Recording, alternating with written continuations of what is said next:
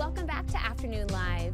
Last month, we busted a few myths about boundaries, and there is so much more to learn. So we are keeping the conversation going.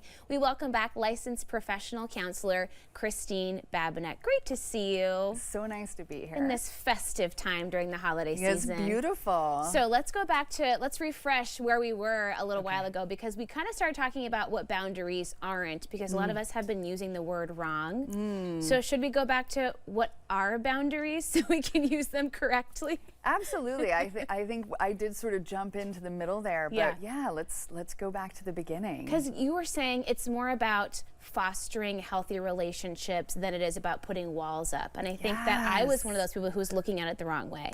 Well, and I'm not here to judge anybody, and I'm not sure there's a right or a wrong, but I do think that we do have to sometimes be brave and communicate our wants, needs, and our desires.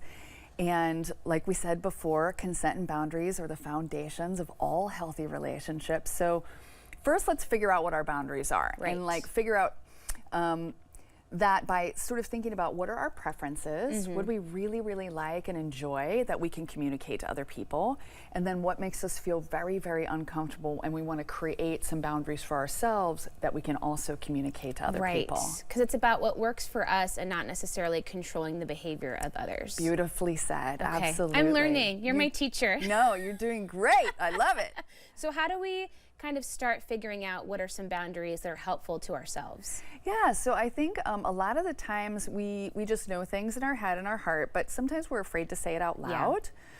Other times, frankly, our body often tells us what we like and don't like.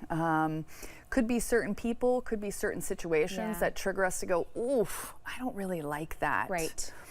And instead of moving immediately into, I need to protect and defend myself, it's on us. Let's dig a little deeper. What don't I like about that? What am I willing and able to share with someone else, so that we can have a good conversation, foster communication and healthy relationship. Especially as we're gathering this holiday season, and maybe you have a certain relative or a certain sort of group in your family that you're not excited to see, or you know it's going to be maybe a tough interaction. How do you best prepare yourself for that and prepare your loved ones with, hey, there's something going on here that I maybe need to reach out and be honest with you all about? Oh, I love this.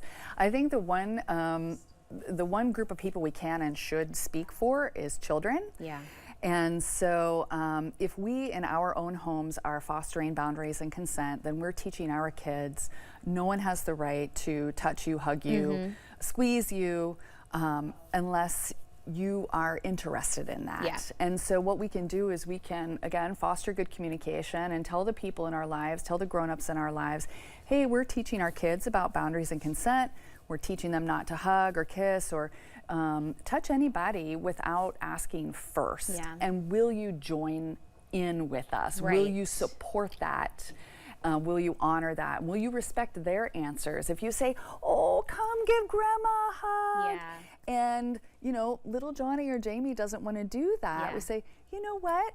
Now it's not a great time, but let's figure out something we can do together, like read a book or play a game, so that we're not ever encouraging a child to say yes to something they do not want to have happen. And that's a great way to phrase it too, where you're saying, hey, we as the parents or caregivers or whatever the situation is, this is our family plan. Do you want to join our team? Because we're all in this together, and you're not accusing the person of misbehaving, because sometimes we have good intentions and we just don't know what's best. Exactly, and I think we come across people all the time, and I'm one of these people who says, oh, I'm a hugger. I love to hug people. I love to hug people. But that's my preference, and I have to pay attention and ask the people I'm with, would you like a hug? And so knowing what our preferences are, being okay and open and asking for what we want and need, and accepting the answers that we're given fosters healthy relationships and boundaries and consent. What about in partnerships like spouses? Are there certain things that you see people struggle with communicating in boundaries, or sort of misusing that word again and trying to control their partner in certain ways? Yeah, I think a lot of times if we feel like we're not going to be heard, we make demands rather than talking about our preferences. And it is very, very challenging to become vulnerable and say, hon, you know, this is something that's really important to me. Can you join me in this? Because we're afraid they might say no, or we're afraid we're going to hurt their feelings. And so we really, again, if we own our own stuff, rather than Yeah. saying the thing that you're doing is making me uncomfortable, which may be true, in Right. fact, we can say, it's making me uncomfortable, but it's not because I don't love you, and it's not because Right. I don't want this connection. It's because I've been with kids all day and I'm a little worn out.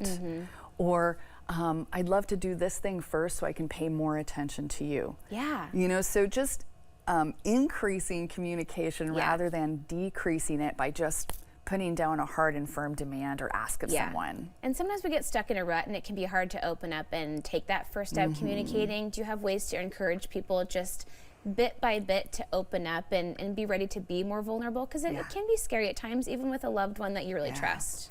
I think people are amazing, and I think that if we start with, this is really hard for me, Yeah, people are pretty willing and able to listen. that's so true. You know, so just starting with, this is really hard for me, but I'd like to share something with you. Yeah. Are you willing and able to listen? And almost always the answer is yes. Yes. And if the answer is no, that can tell you a little bit about your relationship, and it can give you some information, ideas about whether or not you need stronger boundaries with that person. That's a great point. I love that.